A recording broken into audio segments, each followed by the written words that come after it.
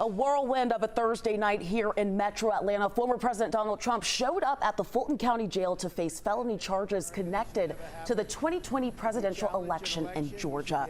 And joining me to talk about it all is Chuck Todd, moderator of NBC's Meet the Press. So, Chuck, so many things to unpack here. We have a mugshot of the former president. It's now forever part of political history.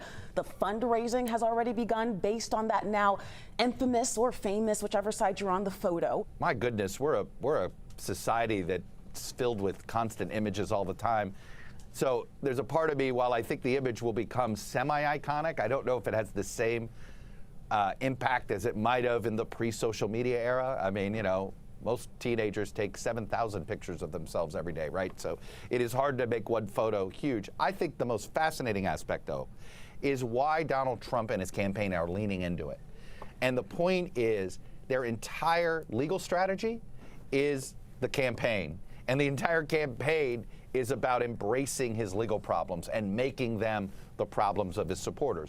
But look, I'm one of those, we failed to imagine the idea that Trump could win in 2016.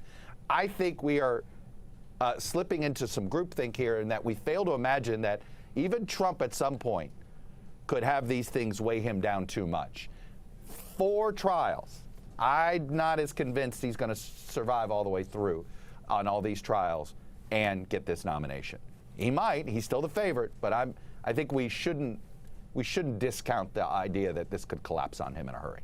Well, that actually brings me to my next question. A good portion of Republicans here in Georgia seem to be, well, ready to move on from the former president. We saw that here in 2020 with the presidential vote and then 2 Senate races. So do you get a sense that that could change based on what's happened in Fulton County? Could some Republicans actually go back to the Trump camp if they feel he was unfairly treated here? I don't know. I haven't seen evidence of it. We haven't seen any evidence of it in the polls. I mean, you see some Republicans who will vote for him in a general who are looking for somebody else, but they're not ready to abandon him completely.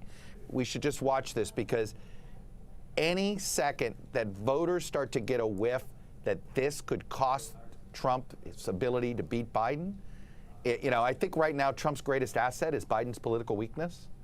If somehow Biden showed a little more strength and Trump started to look weaker in general election polls, that dynamic could change in the primary and change in a hurry.